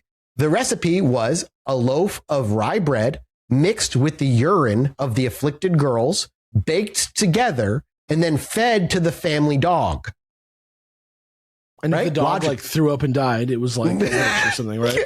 Well, the theory of the witch cake was that the dog, having eaten a substance that had been in contact with the afflicted girls' bodies, would be supernaturally compelled to reveal the identity of the witch tormenting them. Some accounts also suggested that the cake itself would somehow torment the witch, forcing her to come forward. It just depends on the version of the witch cake in folk magic. But so gross. It's kind of like, okay, now it's like, I've got the witch pee in me. I know where she is. I've got the witch pee in me, baby. I've got the witch pee in me. Tituba and John baked the cake. They fed it to the dog. This would end up being a catastrophic decision, and it set in motion everything that came afterward. The afflicted girls, Betty and Abigail, soon cried out that the witch was Tituba. And for a minute, just think about this from Tituba's perspective for a minute. She was this poor enslaved woman who'd lived with this family for 12 years. She'd helped raise these children. By all accounts, she was close with Betty in particular, the 9-year-old. A neighbor came over, asked her to bake a folk magic cake to help diagnose what was wrong with the kids. She did it because she was an enslaved woman in 1692, and a free white neighbor was telling her what to do. And she had every reason to believe that the Reverend would agree with this approach. Why wouldn't she know? Why would she know? The immediate result was that the children she had helped raise turned around and then accused her of being the witch. When Reverend Parris returned home and found out what had happened, he was furious, but not at the girls. He believed the girls. He was furious at Mary Sibley because Mary Sibley had committed witchcraft. So in Puritan theology, all magic was witchcraft, okay?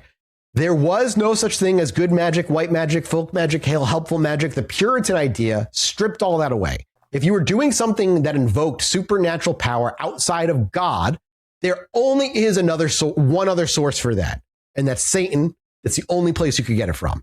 So when Mary Sibley instructed Tituba to bake the witch cake, even though Mary Sibley's intent was to help the children, even though her intent was to defeat witchcraft and not commit it, Mary Sibley had, in Reverend Parris's view, used Satan's tools to fight Satan.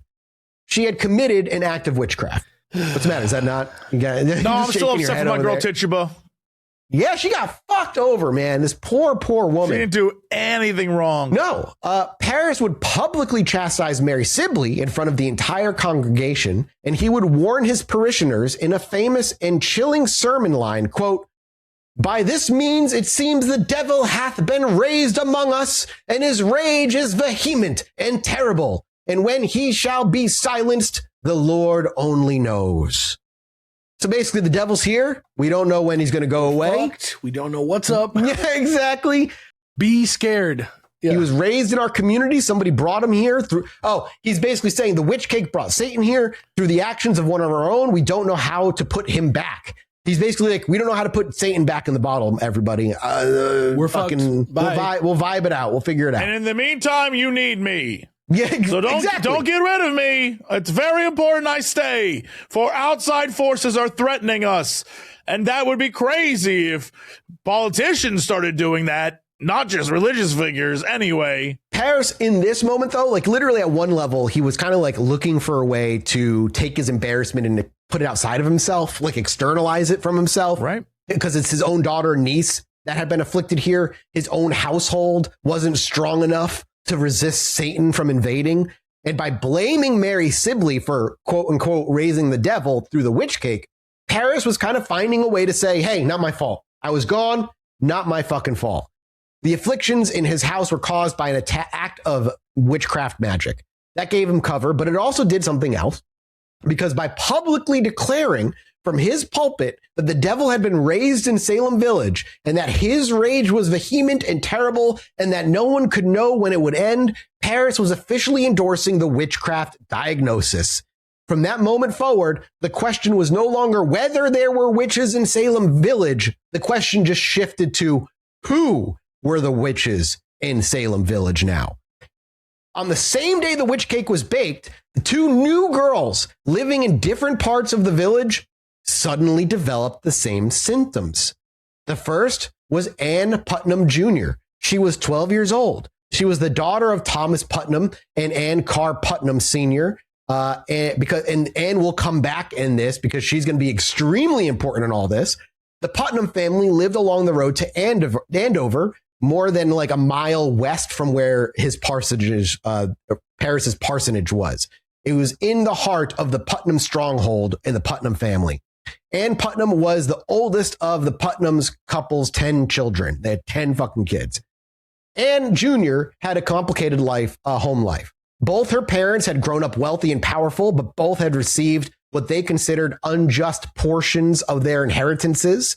Her father, Thomas, had spent years in court trying to recover what he considered his rightful share of his father's estate and had largely failed.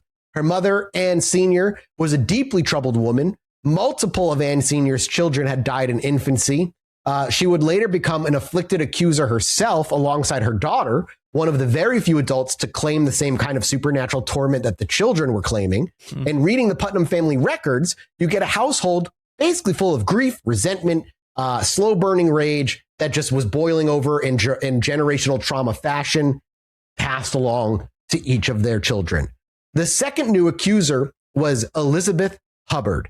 She was 17 years old. She was an orphan working as a maid for her aunt, Rachel Griggs, and her aunt's husband, William Griggs, who was the same village doctor who had diagnosed Betty and Abigail as being under an evil hand. He was the doctor's like, they got evil on them. The Griggs household was located about 2 miles further from the parsonage out east, so they were sandwiching on both sides of the parsonage. And the Griggs household was, Elizabeth was at the bottom of the social hierarchy of Salem Village, being an orphan servant with no real family of her own and no marital prospects that were worth speaking of anyway. So now there are 4 afflicted girls: Betty Paris, Abigail Williams, Ann Putnam Jr., and Elizabeth Hubbard.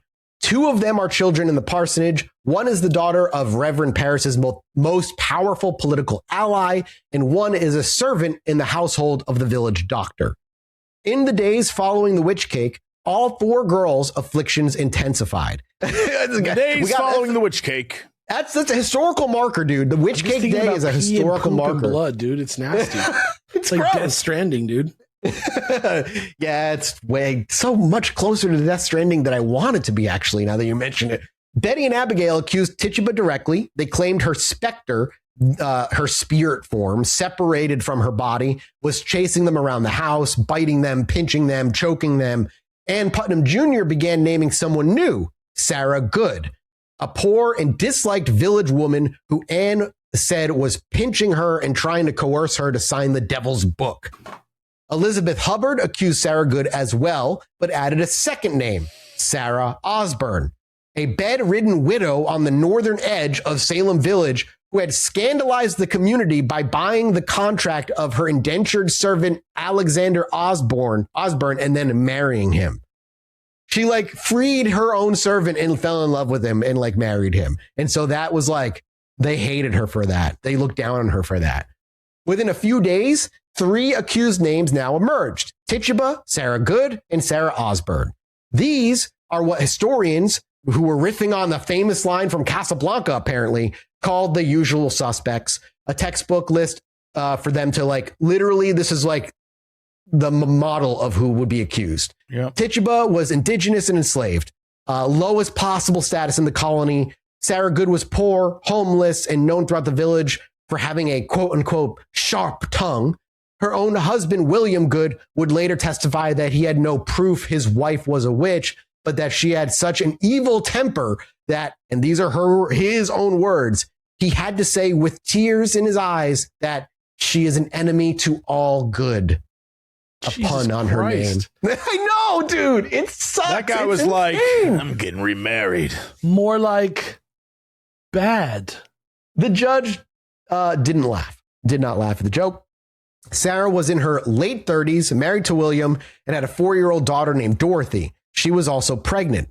Sarah Osborne was a widow in her late 40s. She was bedridden and ill. Years before, she'd married, like I said, her family's much younger Irish indentured servant after the death of her first husband, which had been scandalized by the community. Much younger indentured servant? Yeah, he was like in his, I think in his 20s. Irish? Exactly. Irish. Another big part of it. So basically what I'm saying is like all these people were like bottom of the social hierarchy. They were what in a serial killer situation you would call the lesser dead, as we've said before, the people the society does not give a shit about. Reverend John Higginson, a senior minister in Salem town, looked at the initial outbreak that was happening and said it seemed to be, his actual words were, quote, very small and looked on at first as an ordinary case, which had fallen out at several times in other places and would quickly be over. So he's like, oh, I've seen this before. It's happened. It works itself out. It's fine. Unfortunately, for this very specific instance, he was wrong. It would not quickly be over. On Monday, February 29th, keep in mind how fast this is all happening, which is why I keep putting these dates too. Like, this is all within weeks. It's just like it's taking off. On Monday, February 29th, which was a leap day, by the way, 4 men from Salem Village rode the 5 miles east into Salem town to begin formal legal proceedings. The 4 men were Thomas Putnam, Edward Putnam, Joseph Hutchinson, and Thomas Preston. Thomas was the father of the afflicted Ann Putnam Jr. Edward was his brother. Hutchinson and Preston were both Putnam allies. They went before 2 local magistrates, Jonathan Corwin and John Hawthorne. These 2 men deserve their own momentary brief talk about because they're about to become 2 of the most consequential figures in the entire history of the Salem Witch Trials.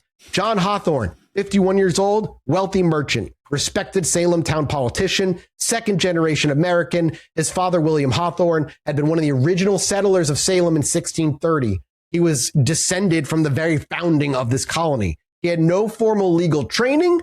He was a justice of the peace by virtue of his social standing on his political connections. His descendants would later add a W to the family name to distance themselves from him after the trials. That's why Hawthorne today is spelled with a W, because his name was spelled without it. It was just Hathorne. And one of the descendants, the novelist Nathaniel Hawthorne, would become haunted by his ancestors' role in Salem and would write about it for the rest of his fucking life. This guy, Nepo baby. Jonathan Corwin was 52, also a Nepo baby, a wealthy Salem merchant, also a member of one of the founding families of the colony. And by 1692, also a justice of the peace. His house in Salem town still stands to this day. It's the building the tourists know as the Witch House, which I have visited multiple times. I didn't know it was this guy's house, even though no witches were ever held in this house. It was the personal residence of Jonathan Corwin. The reason it gets called the Witch House is because Corwin conducted some of the pre-trial examinations in that house, and so it just fucking stuck. Hawthorne and Corwin were used to dealing with petty crimes and civil disputes pretty much exclusively. They weren't used to capital cases, which witchcraft is. They certainly were not even, never mind that, they weren't even witchcraft cases in general. They're like way above their pay grade. The 4 men from Salem Village swore out formal complaints before them, accusing Tituba, Sarah Good, and Sarah Osborne. And I'm going to have you read verbatim just a line from this. We're not going to read the whole thing, but just the reason it was done. It's just like, just kind of pin it home, Jesse. Go ahead and take that. for suspicion of witchcraft by them committed, and thereby much injury done to Elizabeth Parris, Abigail Williams, Anna Putnam, and Elizabeth Hubbard, all of Salem Village aforesaid, sundry times within this 2 months and lately also done. Those words are very hard to make sense of when you read them, but the complaint named 4 afflicted persons, 2 children of the parsonage. The complaint named 3 accused, all basically made it legal on paperwork. Hawthorne and Corwin issued warrants for the arrest of the 3 women. The warrants ordered the constables to bring the accused the next morning to Ingersoll's Ordinary. That's the village tavern owned by Lieutenant Nathaniel Ingersoll, a minute's walk from the parsonage, and examinations would begin at 10 in the morning on Tuesday, March 1st, 1692. When the constables brought the 3 accused women to Ingersoll's tavern on the morning of March 1st, the crowd was so large that the building couldn't hold them. They had to move the proceedings down the street to the much larger village meeting house, the same building where Reverend Parris preached every Sunday. All 4 afflicted girls were there to face their accused tormentors. Ezekiel Sheaver, a 36-year-old village man, was assigned to take down the official record of the proceedings, so that's how we have them, and several other observers, including Reverend Parris himself and Thomas Putnam, would also produce written records. So we have like varying viewpoints as to how all this went down, so we have a real good understanding of how this went. Sarah Good was questioned first. John Hawthorne led the questioning. Hawthorne was not a judge in the modern sense that we understand them. Keep this in mind. There was no presumption of innocence to this guy's approach at all. There was no impartial weighing of evidence as we would hope from a court. From the moment the questioning began, his tone was of a prosecutor who basically already concluded that Sarah Good was guilty and was simply pressing her to make her admit it. And we have a little transcript back and forth. One of you can be Hawthorne, one of you can be Good. This comes right out of the records. Sarah Good, what evil spirit have you familiarity with? None. Have you made no contact with the devil? No. Why do you hurt these children? I do not hurt them. I scorn it. Who do you employ then to do it? No creature, but I am falsely accused. Why did you go away muttering from Mr. Parris's house? I did not mutter, but I thanked him for what he gave my child. A likely story. Yeah, exactly. It doesn't matter what she answered. He's like, okay, well, why? We know you did it. Who'd you hire? What'd you do? His first question, what evil spirit you have familiarity with, assumes guilt right out the gate.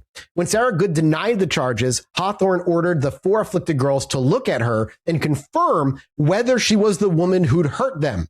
They looked, they confirmed. And then on cue, all 4 girls began to convulse and contort, claiming that Sarah Good's specter was lunging out of her body to attack them in the meeting house right then and there in front of everyone. That's the crowd fishy. watched, and I imagine it was a lot of, oh my God, you know, like they like got surprised. They watched Sarah Good deny the charges, but the crowd believed the girls. When pressed, Sarah Good, still clearly trying to deflect attention, finally said that maybe Sarah Osborne was the one responsible for the girls' torment, not her. Unfortunately, this was a fatal mistake on Sarah Good's part. By offering up Sarah Osborne's name, Good had effectively confirmed that there were witches in Salem Village, actually, and she was just denying being one of them, that's all. So Hawthorne then questioned Sarah Good's husband, William, and William said that he had no specific reason to think his wife was a witch, but this is where I said earlier, there was a but. He told the magistrates, what the record describes as in tears, that his wife was, and again, actual historical recorded statement, quote, she was an enemy to all good, because it was a pun on her name. Sarah Good was held over for trial. Sarah Osborne was questioned next. She was, Osborne, remember, was bedridden, sick, and had been carried to the meeting house to even get here. That's how sick she was. She denied everything. She said she had never seen the devil in her life. She said she did not hurt the children. She said she employed nobody to hurt them. The afflicted girls confirmed her as a tormentor as well, with the same convulsions and writhing they did for Sarah Good. Osborne was held over for trial. She would die in the Boston jail 9 weeks later. And on May 10th, 1692, having never been formally tried for ever any crime, she is, by Emerson Baker's account, the first death of the Salem Witch Trials. God the sick damn. woman they put in prison was the first one to die from all of this. So brutal. And then, last of the three, Tituba was brought forward. This is the moment kind of where everything pivots on. Without what Tituba said in the meeting house on March 1st and continued saying over the next 4 days, the Salem Witch Trials might have been just one more small, weird witchcraft outbreak. Three women accused, maybe one or two of them eventually executed. Because remember, not everybody who was getting accused got killed. That was another presumption that we talked about earlier. Only some of them got killed. The rest of the story doesn't happen if this didn't go the way it was. This was, in Reverend John Higginson's words, supposed to be the kind of thing that would be over quickly. It was Tituba who made it impossible to be quickly over at all. She stated she started the same way Sarah Good and Sarah Osborne had started, by denying the charges. Hawthorne opened with the same questioning, asking her what evil spirit you have familiarity with. Why did you hurt these children? But I'll just have you read this back and forth. It's very easy. Tituba, what evil spirit have you familiarity with? None. Why do you hurt these children? I do not hurt them. Who is it then? The devil, for aught I know. Did you never see the devil? The devil came to me and bid me serve him. Damn, dude. That last line is what made this whole, what spun this out of control. Tituba was, up to that point, she was denying. But after the devil came to me and bid me serve him, that's a confession. And once Tituba started, she didn't stop. Over the next 4 days, all the way to March 5th, she gave the magistrates the most detailed, most narratively coherent witchcraft confession that had ever been given in colonial America. She described the devil appearing to her as a man, sometimes in black clothes, sometimes as a tall man with white hair. She described witches' familiars, a yellow bird that fed at Sarah Good's hand between the fingers, sucking blood, a red rat and a black rat, 2 cats, one red and one black, quote, as big as a little dog, a wolf that Sarah Good had set upon Elizabeth Hubbard, a creature with a head like a woman, 2 legs and wings, another creature, hairy, that walked upright on 2 legs and was about 2 or 3 feet tall. Sounds like the walking pants to me. That must be it, yeah. Yeah, the night crawlers. The Fresno night crawlers. It absolutely sucks that 2 women of, even though still very low social status, are higher than a slave, went through shit, and then Tituba saw this and was like, the only way I can save my ass is to give them what they want. Which is so messed up. Because obviously this didn't happen. Right. Obviously she was innocent. So messed up that her whole thing is like, well, if they're going to railroad these other 2 ladies, it seems the only way to save myself is to admit to stuff that did not happen. It's like when the cops take you, if the cops ever arrest you, you just say lawyer, because they're just going to try to get you. And if you think you can work with them, just say lawyer. Yeah, it's say lawyer and say nothing else. So much worse. And she tried to play their game, and all it did was give them what they want. Literally, exactly. She described a devil's book in which witches signed their names in their own blood. She said she'd signed it. She said she'd seen the marks of 9 other witches inside it, including those of Sarah Good and Sarah Osborne. 2 were unknown to her. 3 were strangers from Boston. She described flying. The witches said, she said, would ride on poles or sticks in the air, which is where the broom thing comes from, because it wasn't a broom, but it was a pole or a stick. That's really where it comes from, is Tituba? Yeah. Wow. It probably comes, maybe that comes, but this is what she said in court. I'm assuming this is where it latched on to cultural relevance. She herself had been forced to ride to attack Ann Putnam Jr. with Sarah Good and Sarah Osborne riding behind her. She said they didn't pass through the trees, but they didn't fly over them either. They would simply be at the destination. She's talking about hop on the broom and they teleport, astral project. It wasn't flying so much as it was a weird teleportation thing. She described witches' assemblies in the parsonage itself.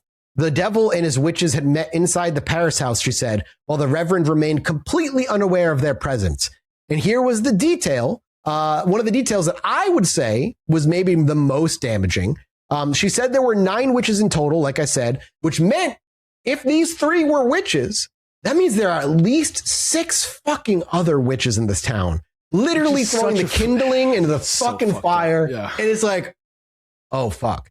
There's a recurring detail in Tituba's testimony that historians, according to the author anyway, have spent generations trying to understand.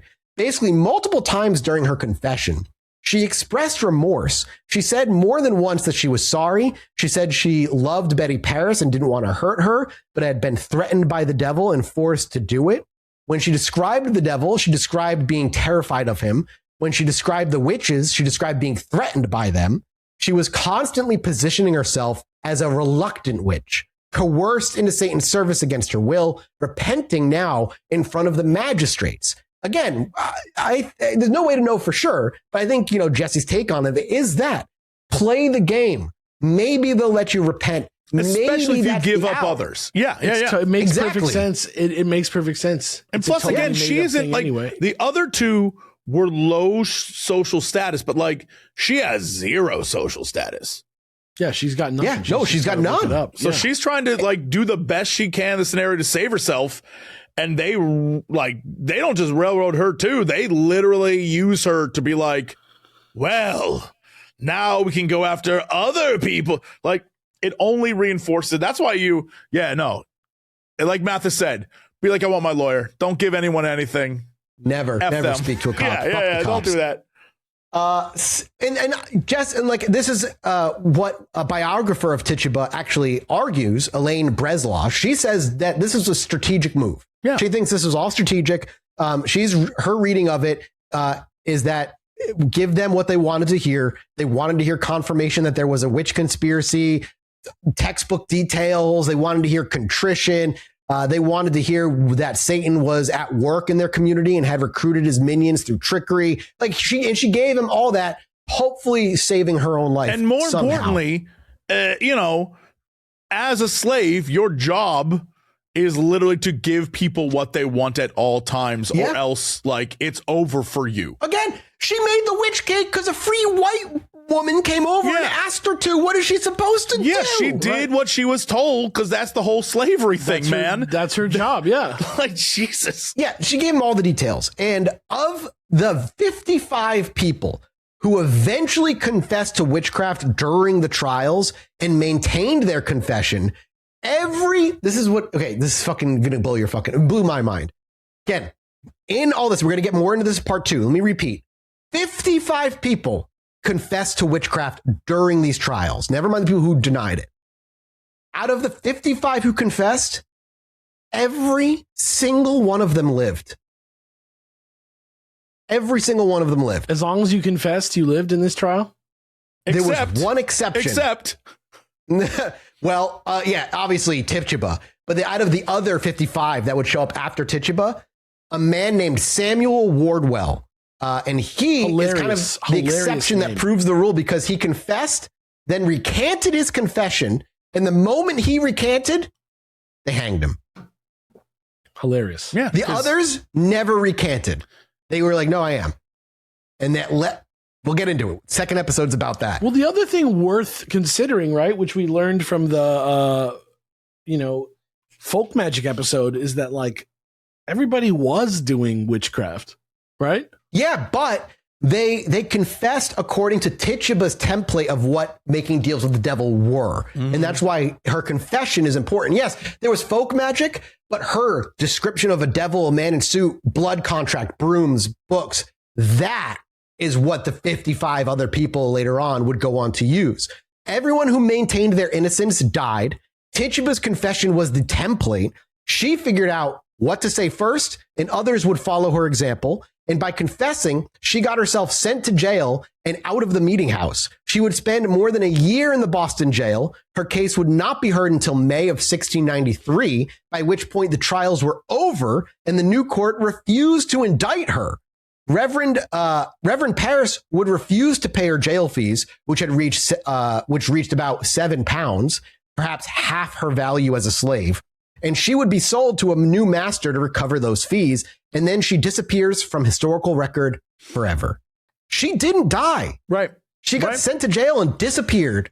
We don't know what happened to her after her released. She just is gone. But on March 1st, 1692, when she gave that confession, Tituba did something else that no one in that meeting house may have understood at the time. She fucking broke open the case. She did play by their rules, but playing into their insanity worked. It gave them what they wanted. It gave them like there are witches here, and it spread the craziness. And by saying there were others and by making it salacious, like it historically and play wise, they'd sell Tituba out so bad. Dude, Yeah, they're like, they do. They make it so much worse. Yeah. What happens after her confession is like another part that the author was saying historians have spent a lot of time trying to understand, because this is where it gets weird in that what happens afterward is genuinely unprecedented in colonial American witchcraft history. In every previous witchcraft case in New England, going back to 1647, the pattern had been that one or two people would be accused, examined, and either convicted or acquitted. The matter would be over within weeks. The community would then just move on. Yeah. There had been larger flares. The Hartford witch panic in Connecticut of 1662 and 1663 produced 13 accusations and 4 executions. But even Hartford had stayed contained, and even Hartford had blown out within the original geographic area. Salem didn't stay contained. In the days immediately following, Tituba was examined 3 more times. Each time, she just got more and more elaborate. March 2nd, she gave the magistrates the most detailed evidence of all. She had signed the devil's book in her own blood. She had seen the marks of 9 witches, the stuff I said. The afflicted girls watched and listened to all of this. Then they started to name names. The first new name came from 12-year-old Ann Putnam Jr., Sarah Good's 4-year-old daughter, Dorothy. Yep. It's like 4-year-old girl. 4-year-old girl. Doing witchcraft? Yes, dude. Anne claimed that the little girl's specter was biting her, pinching her, choking her, trying to force her to sign the devil's book. Dorothy Good, 4 years old, would on March 23rd become the youngest person ever formally examined for witchcraft in colonial America. I wish I was there. Dude. I just want to know what it was like to watch a fucking 4-year-old. They're not people yet. Like, they could barely do much. You know what I mean? Like, she was, and this is the other thing. That's why it's easy to accuse them. Yeah. And at 4 years old, she was eventually placed in chains in the Boston jail, where she would remain for nearly 9 months, of which she would never fully recover from. Years. Yeah, you fucked her up forever. She was 4. Years later, her father would petition the colonial government for compensation, noting that his daughter had been so traumatized by her imprisonment that she, quote, being chained in the dungeon was so hardly used and terrified that she has ever since been very chargeable, having little or no reason to govern herself. She was acting out. She was right, like, of course, rage and temper and like, you know, she got locked in a dungeon for a year. For 9 months. Yeah, for basically a year. Dorothy Good lived the rest of her life with severe mental disability that her family attributed directly to her time in the Boston jail. Then Ann Putnam Jr., and God knows how she was treated in the jail. Like, I don't want to think about it, but like, I just think about the fucking prison cells and the concentration camps we've got in the horror stories we come out. Never mind 1690 fucking one Boston jail. It's unthinkable, probably. It is. Then Ann Putnam Jr. named another, Martha Corey. And this one was a little different. Martha Corey was not a quote unquote usual suspect. She was a respectable middle-aged village woman. She'd become a full church member in Reverend Parris's congregation in 1690. She was, in the Puritan terminology, a saint. She was married to Giles Corey, a quarrelsome 81-year-old farmer and member of the Salem Town Church. Basically, by every measure, exactly the kind of person a witchcraft accusation should not have stuck to. And yet, within days, her specter was reportedly afflicting not just Ann Jr., but also Mary Warren, a 20-year-old servant in the household of John Proctor and his wife Elizabeth, who ran a tavern just south of the Salem village boundary of the Downing farm. Mary Warren is going to come back into the story repeatedly, so another name to try and remember. Now, what's interesting is, like, it's easy to look at the little girls and be like, what the fuck? They're ruining these people's lives. But also, from the other perspective of things, these little girls, because Tituba said there were 9 names, are the only ones who are being affected by ghosts and witches. They have the pressure of an entire community now to root out Satan's 6 other fucking witches and warriors in this town. Can you imagine being 11 and 9 years old and being like the weight of saving this town is based on you picking out the witch. Do they even understand? I can't imagine they do. Then Anne Jr. named a third, Rebecca Nurse. And this is the moment when, if you were paying attention into the Salem village in the second week of March 1692, you should have known that something had gone catastrophically wrong, because Rebecca Nurse was fucking 71 years old. She was hard of hearing. She was sickly all the time. She was 71 also at that time is like a different vibe. 1691. At that point, they should have been like, all right, girls, really? Like, are you actually naming people? Like, let's be honest with ourselves here. How'd you guys even meet up? Where'd you guys go? Let's go. Basically, just to finish with her, she was sickly.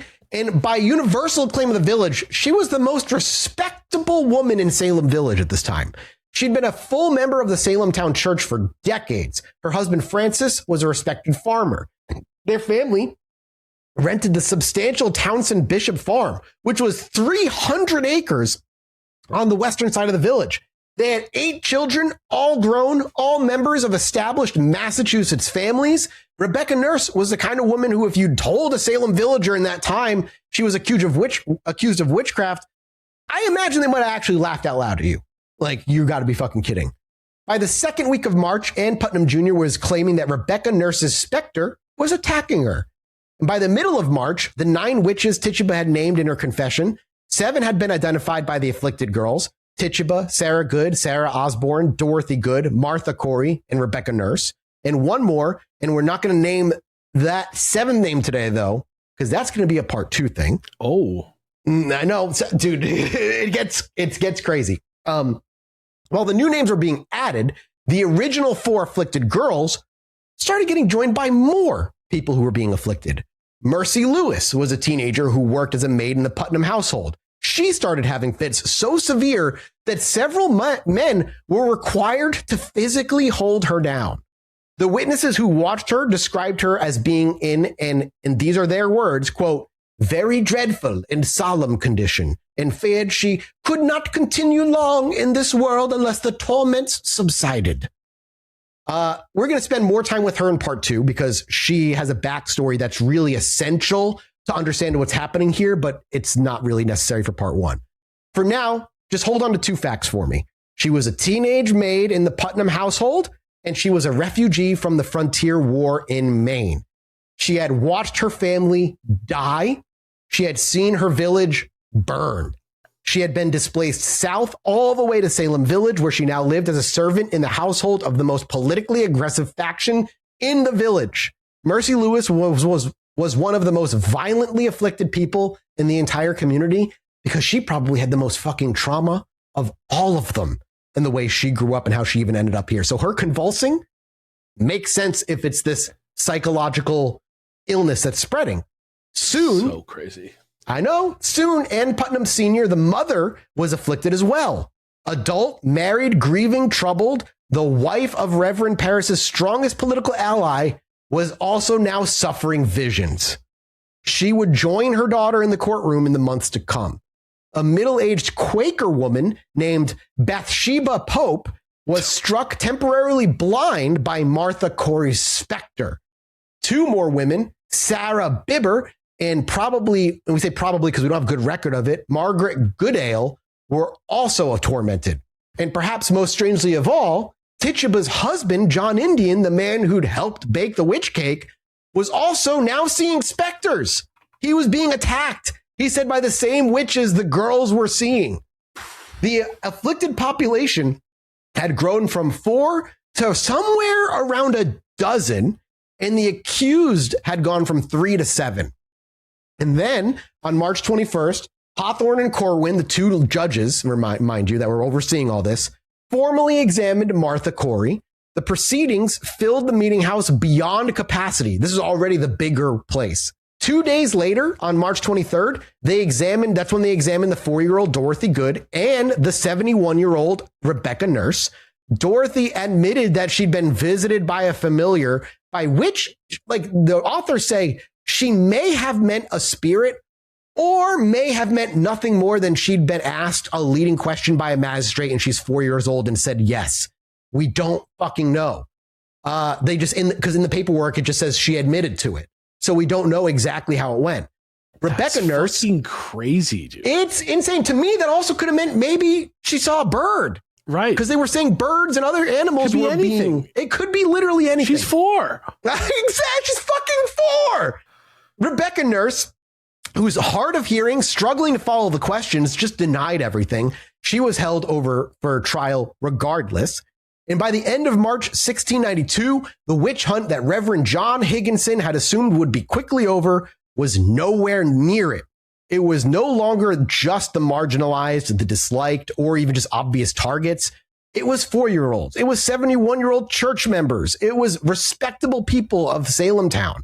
It was reaching upward and outward into respectable society, and it was no longer following any of the rules that previous New England witch panics had followed, and the afflicted were finding new victims to name every week. So where are we at this point? Colony's losing its war, terrible winter. No one's paying their parishes. They have any real legal authority from England at this point. The two families are still warring. Putnam is still very much in control. And while all this is going on, the witch trials have kind of picked up. So by the last week of March 1692, here's where we stand. 3 women are in the Boston jail awaiting trial. Tituba, who's confessed, Sarah Good, who's pregnant at this time, which I completely left out earlier, and whose 4-year-old daughter had just been arrested. Sarah Osborne, who's bedridden and ill and who has 6 weeks left to live before she becomes the first death, waiting in the prison cells, dying on May 10th. 2 more, Martha Corey and Rebecca Nurse, have been examined and held over for trial. Dorothy Good has been examined. The 4-year-old has been chained in Boston dungeon for 9 months, and her mother has been told that her own daughter has confirmed her witchcraft at 4 years old. The afflicted population has grown to perhaps a dozen people, now a mix of children, teenagers, servants, war refugees, 2 adult women, and a single enslaved man. They're seeing specters everywhere now. Names are being whispered weekly, and Reverend Samuel Paris has been entirely vindicated. The man who not 2 months ago was being starved out of his parsonage by a hostile village committee is now the spiritual center of the largest witch panic in the history of the English-speaking colonies. Man, the that's faction, so gross. It sucks because it fucking worked for him.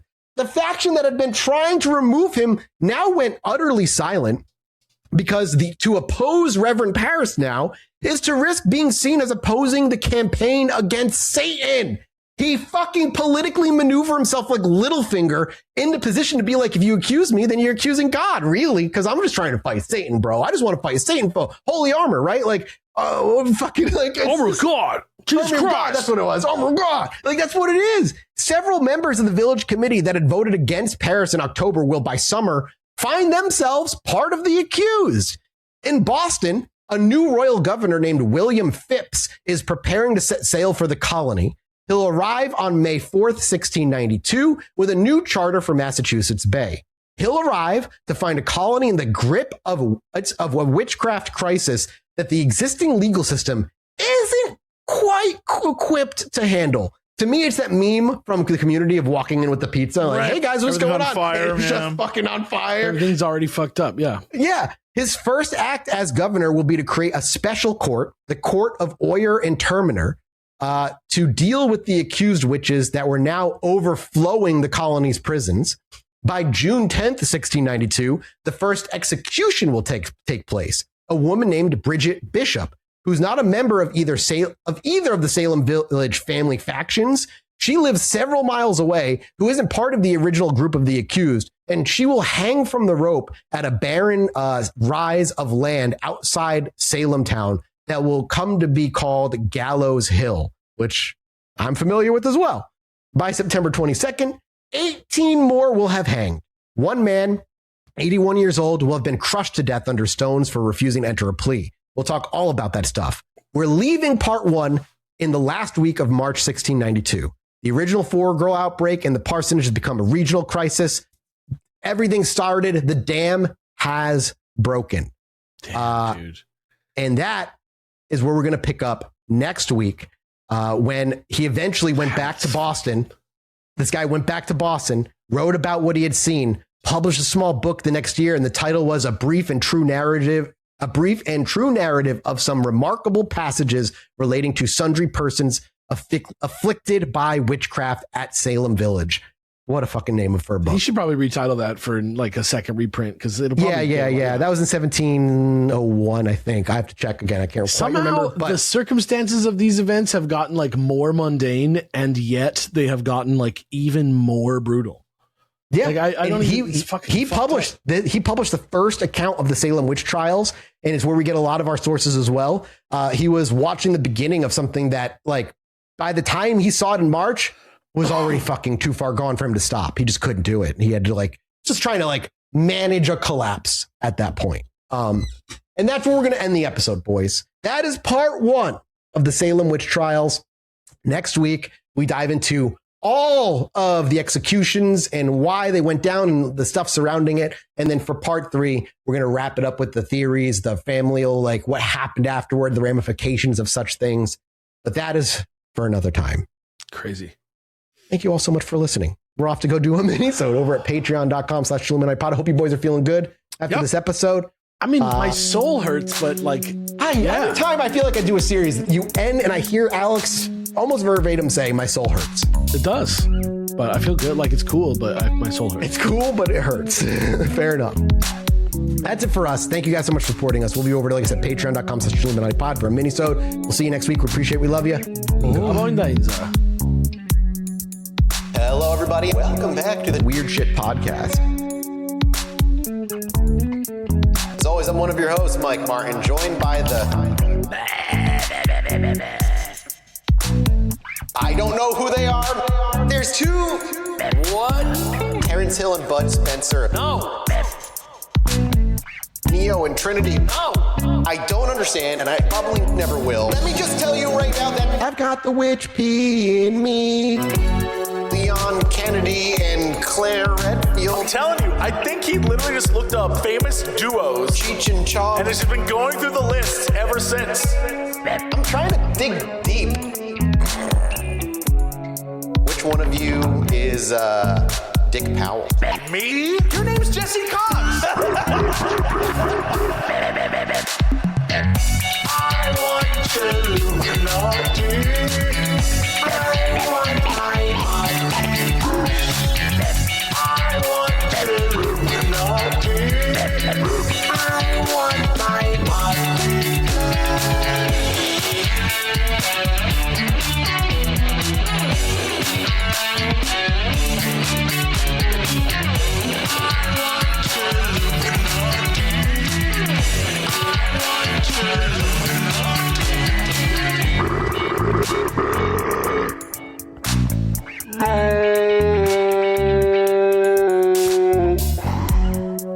Hello, everybody. Welcome back to the Chilluminati Podcast. As always, I'm one of your hosts, Mike Martin, joined by Alex and Jesse. Like, he's just here and he's fucking you up by choice, by his choice. Like a shooting star across the sky that's...